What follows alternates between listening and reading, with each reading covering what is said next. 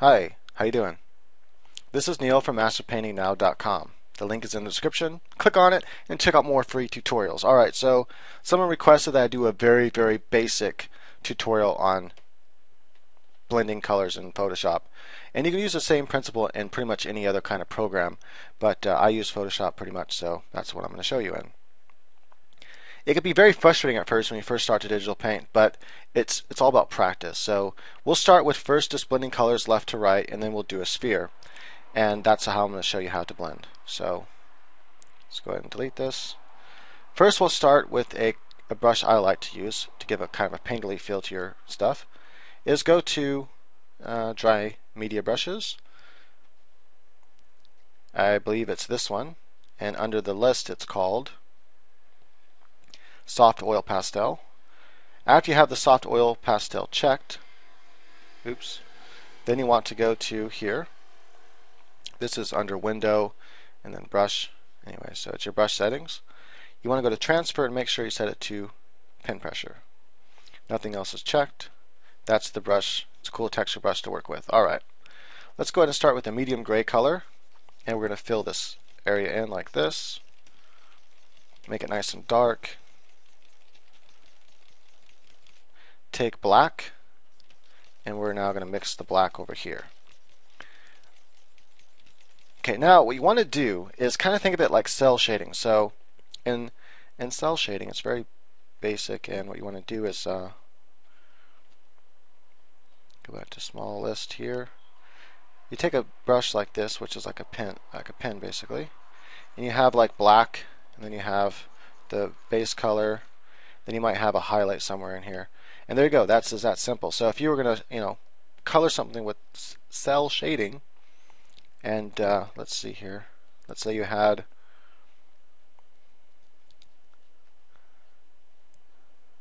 basic shape of an arm here, like this, right? Let's say, and then you had your base color. And this is actually going to be important understanding the basics of shading. So stay with me here for a minute. So you have your base color here. This would be your flats in a comic book. And then you have like a darker color, and this would be your shadow for your form.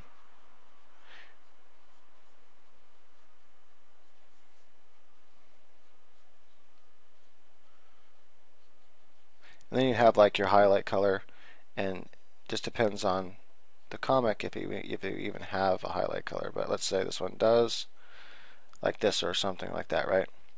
So that would be basic cell shading. Let's go back now and let's color something here using that concept. Keep that principle in mind. Go back to this brush we had selected before and grab this. First grab black. Okay, I don't have my eraser set for some reason. Grab the black color with the color picker tool. Now the color picker tool is here, but you can also hold down the Alt key and it turns your paintbrush into color picker. It's definitely a shortcut you want to use. It'll save you a lot of time.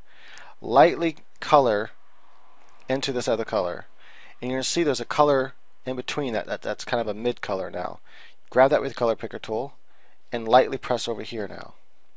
Grab the next color and lightly press over here. Take this color again, lightly push into the dark a couple times like that. That's pretty much it. Now you have a nice fade between it.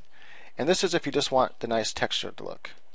But what if you don't want texture to look? What if you want more of a, really smooth look? Well, then you can take your soft brush. We'll look at the settings here. The hardness is set all the way to the left, so it's totally soft. The spacing you want to turn down to like 5%. Whatever your computer can handle. The more smooth, the smoother it's going to look. You don't want your brush to be too small. Make sure it fills up a good amount of space.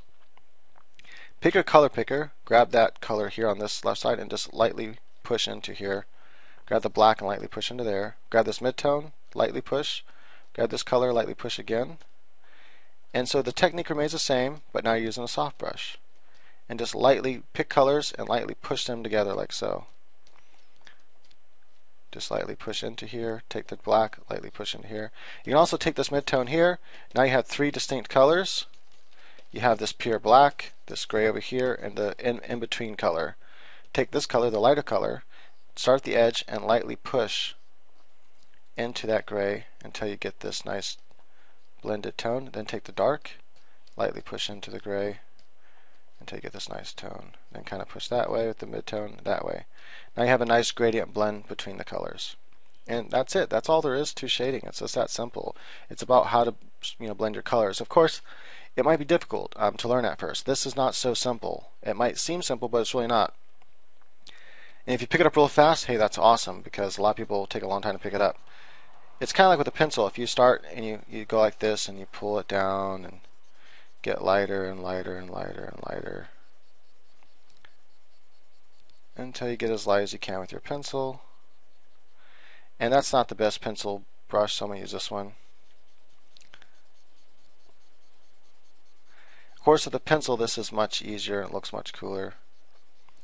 But just to give a general idea, to get that nice gradient like that with a pencil on a piece of paper isn't easy necessarily the first time you try it. But if you practice a few times, it gets easier and easier, and eventually you're like, oh, this is easy to shade from dark to light. So practice this right here. 2 colors, black, gray, mix them together. Practice that until you can get this fairly easy. It's not, once you get that down, you're like, okay, cool, it's not too hard. Next, let's do a sphere. I'm going to just go ahead and fill this in with the paint bucket, the mid-tone. And we'll use the, now we're going to use a hard brush. So, see the settings? It's just a hard brush. Spacing, we can turn it down. And then transfers on pen pressure. Take black, just kind of, I'm gonna see this little box right here? This locks transparency. What this means is that if there's anything painted on the canvas, on its own transparent layer, I can't paint outside that object. So I can't paint where there's transparent. See, where there's transparency, I can't paint. I only paint where I previously put color. So now I can only paint within my sphere. Let's go ahead and make the edge of this really dark. Now what we don't want to do is pillow shading. Pillow shading is where the middle is nice and bright and it comes out like this and to the edge. And it's just like everything is shaded that way from the middle outward to where it kind of looks like a pillow with the light directly in the center. It's very boring. Rather, decide where we want the light. Like the highlight will be here. This is much cooler. And then it's going to radiate outwards, over to here, and it's going to look more cooler because it has a better light source. Let's go ahead and, matter of fact, let's put our highlight there with white. Let's go back to this black color here. Pick black, lightly push into here now. Now you have that kind of in-between transition color. Use the color picker, pick that color up, kind of push out. Notice I have this other color now. Pick that color, lightly push out, pick this new color. And every time you get a darker color like that, or lighter color, just keep pushing out. Go back to black. Let's try this again. Keep picking up the next color, like this, and pull it out until you have all these transitions. Take white, do the same thing. Kind of spiral out a little bit, grab that color, this next color here, which is slightly darker than that color, and just kind of pull out one more time.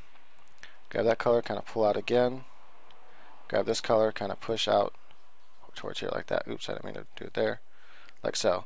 Then you just keep grabbing these colors now that are next to it to get less and less transitions. Or excuse me, actually in this case to make more and more transitions. Like so. And you can stop, once you feel like you have a nice fade to it. And now you have something that looks kind of like a sphere. Now you can start to blend these out by making your brush even smaller and start blending these lines together. And with this hard brush, again, you might want to turn the spacing down. So my spacing is at 6. Otherwise, it's really hard to get rid of the lines. And you have to just lightly grab a color and just lightly push around.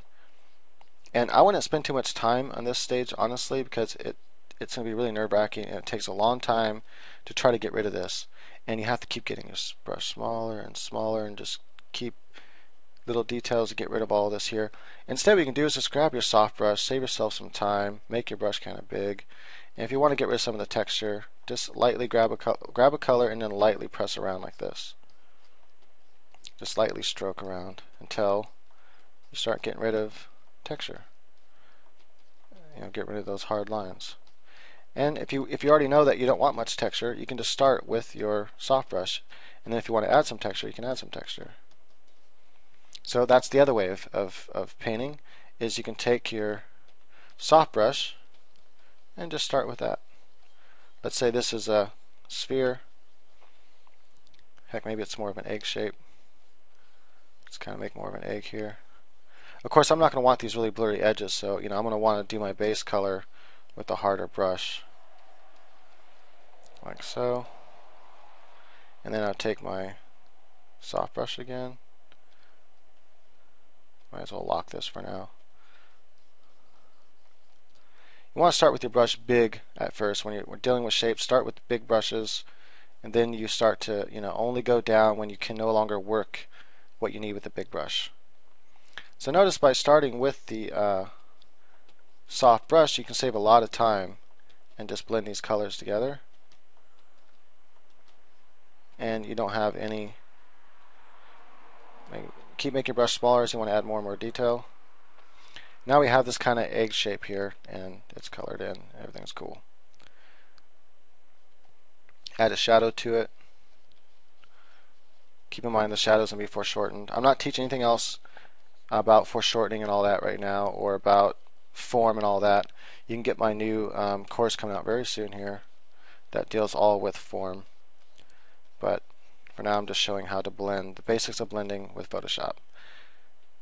And that's pretty much it. If you want to stop watching here, you feel like you got a handle of it, then start practicing and get to it. If you want to learn a little bit more, we'll go through a few more things here. So there are some other techniques with blending. And these might be more suited to you. You lay down the colors that you want to paint within the area you're going to paint. So first we'll practice it this way. Right, so you have the colors you're going to paint with like this. You want an in-between color as well, so you grab the black, lightly touch, get this kind of gray color, and push it in between here.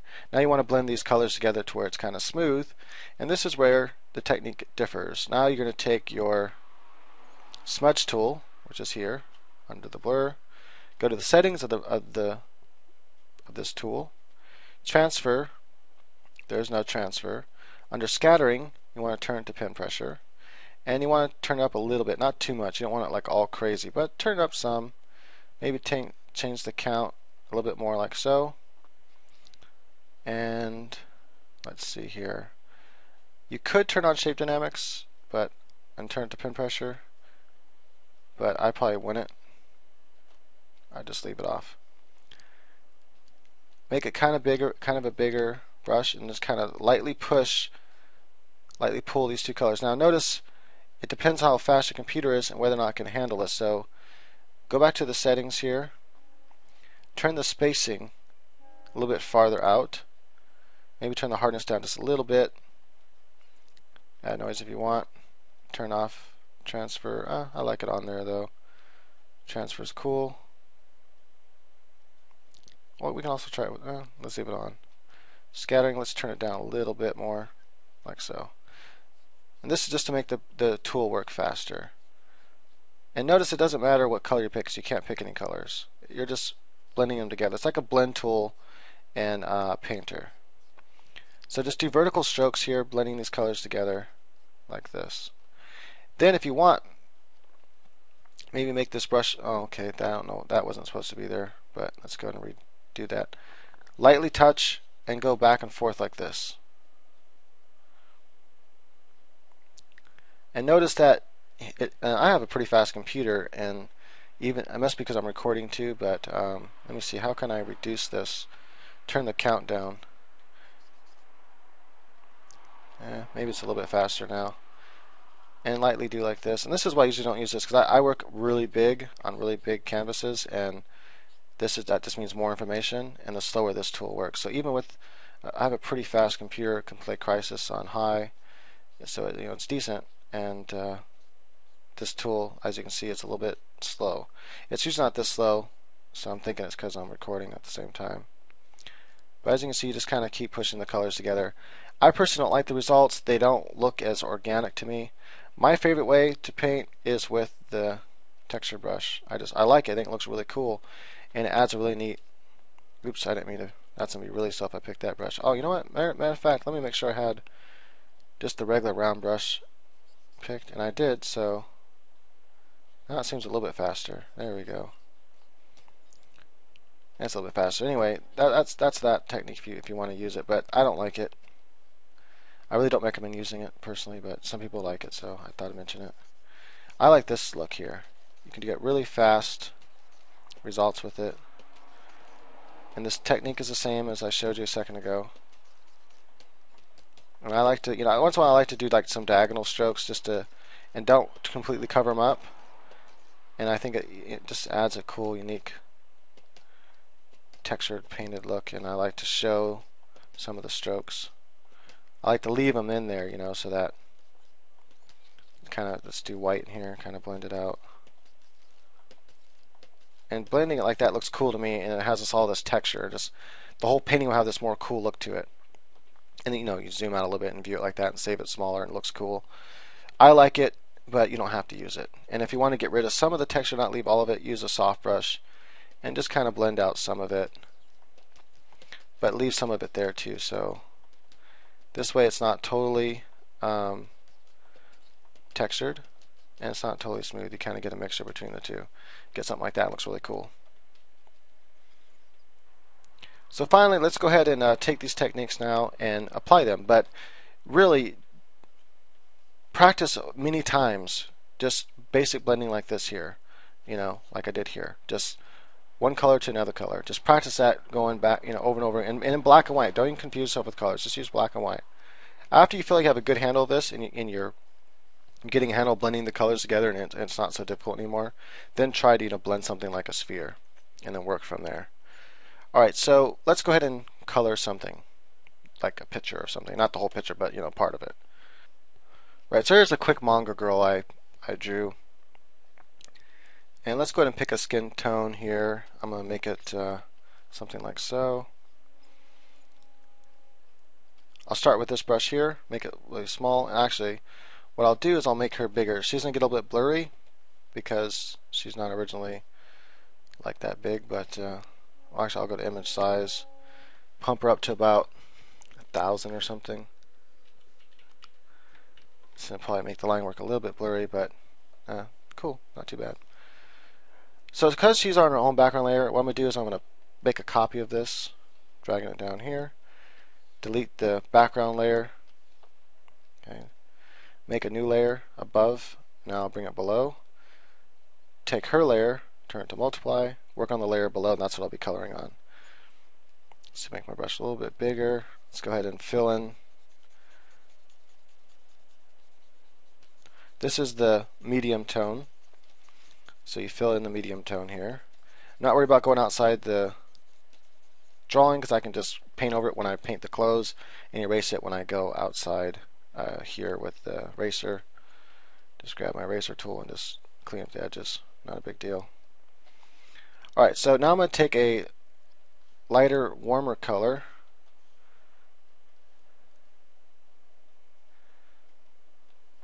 And I'm going to go ahead and paint this in where I want the highlight. So let's say there's going to be one highlight here. And this all comes down to knowing form, the form of the human body. First, understanding the basics of form, then understanding form as it's applied to the human body. I'm going to also take a darker tone here.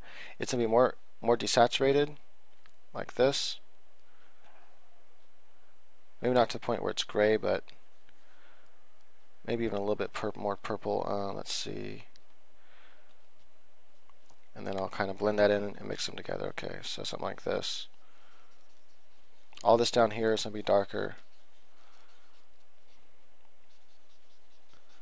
Grab this lighter color here, kind of mix it in like this. I'm going to add some more skin color to this. I don't want it to be too light. Alright, so I'm using the same techniques that I did with the sphere and everything else. I'm just grabbing this color, lightly pushing it, grab a mid-tone, lightly pushing between those two colors. Grab my highlight, maybe add just a little bit of white for the, not pure white, I'm just barely touching the white in there, so it just kind of lightens up that color a little bit.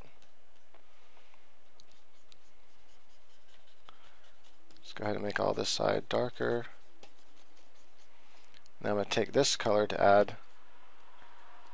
The dark side, the highlights aren't going to be nearly as light. I'm not worried about details yet, That's another thing, is when you start painting, try not to get caught up in the details yet. Keep your brushes kind of big. I'll make it a little bit darker. So I'm going to go ahead and take a really big brush and just kind of brush over like so. Again, I can go outside and erase the lines.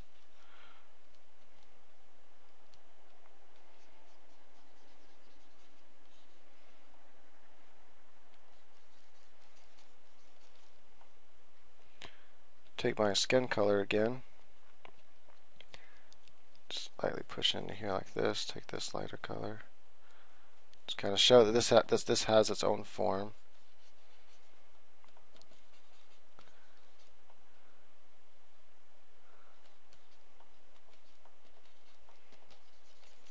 Kind of making all that side darker again, and then I'm going to kind of just put a little bit of highlight where it might hit that part of the body right here. This like hip crest, because keep in mind the grid kind of looks like this. It comes here, here. That's kind of how the grid would look on this body. This might not be so drastic. It might just be more like that. Just depends on the person. And once you feel like you have a decent idea of how it should be colored, and if it's like too dark, whatever, you can like go to screen or something, take a soft brush, lock transparency, take a softer color, and just lighten it up a little bit. If you feel like it's too dark, and get a color that you want. And it might look too dark against the background too. So make sure, what if the background is a dark color? It's gonna change. So if we fill the background with some darker color, like I don't know, blue or something, suddenly she looks really, really white now. So keep in mind it's relative. So how dark a person will. So make sure you pick your background color first. And if you don't know what color the background is going to be yet, or at least whether it's to be a dark or light background, just stick with some kind of neutral gray color. And that will at least give you an idea of how to paint the colors of the skin so that it doesn't look too dark or too bright. Same thing with clothes. So if we make her shirt kind of a blue color, I like to work with more desaturated colors. I don't like working with like pure colors because it just usually doesn't look good. Wait, how come this isn't? Oh, that's right. I have it on screen still. Go back to normal here.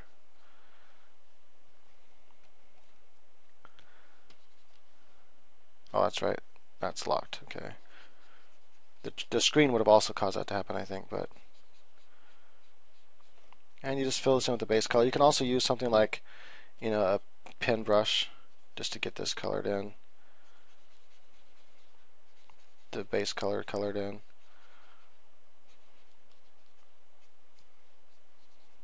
Like so. Then go back to whatever brush you want to use. I'm using this kind of brush. I like it. Again, I don't want it to be so saturated. So keep in mind that there's, a breast here, so it's going to add some kind of shape to the shirt here. Grab a darker color, which is usually always be desaturated. Shadows are desaturated. You don't want them to be too saturated. You'd also take colors from your surroundings and stuff like that, but I'm not getting into color theory and stuff. And right now the surroundings are gray, so.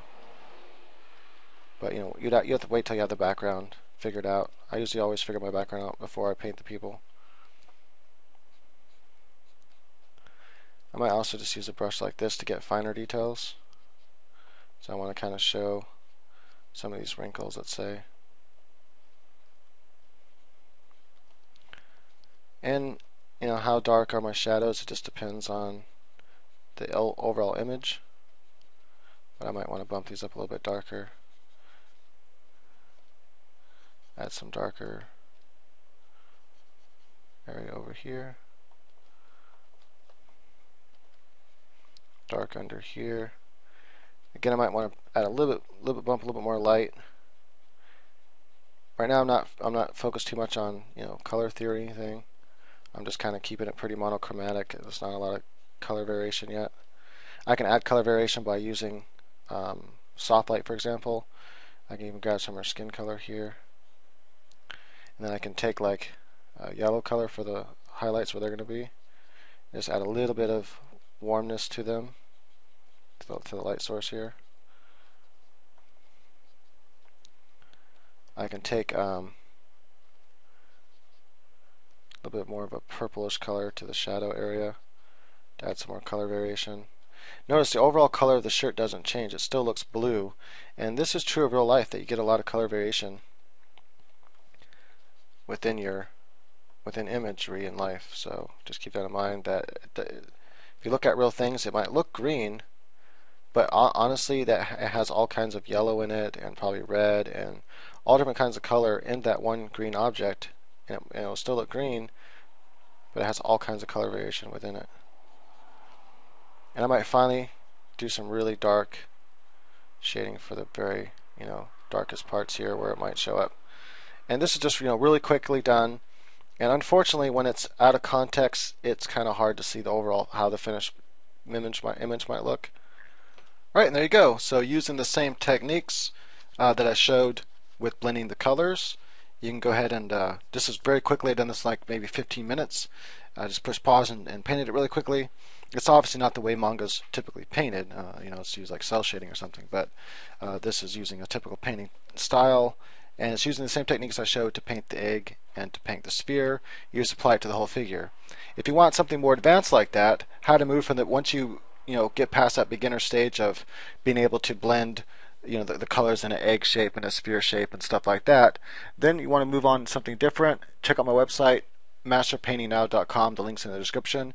Go to lessons, go to painting, and I have two different ones. One's for Painter X and one's for Photoshop. And it's a huge, long, step-by-step process of painting an entire picture from beginning to end for free. You watch it for free. Right there on links to a YouTube series of videos. There's several of them. I think it's like an hour and a half long, something like that, to 2 hours. I can't remember how long it is, but it's step-by-step, real time, and I explain the entire process of digital painting from beginning to end. So there you go. I hope you enjoyed this, and hope this gives you a little more insight in how to digital paint. Please subscribe if you want to see new videos coming out. Please rate. Check out my website again, masterpaintingnow.com. It's a now WordPress site, so you can leave comments and stuff like that in the blog post if you want to check out some of my recent blog posts. And you can leave comments on different pages, and you can also go to contact me and make requests for tutorials you'd like to see, or courses you'd like to see, or any questions you'd like to ask me. Or if you want to hire me to do some art, you can also throw me an email that way on the contact form. Alright, thanks.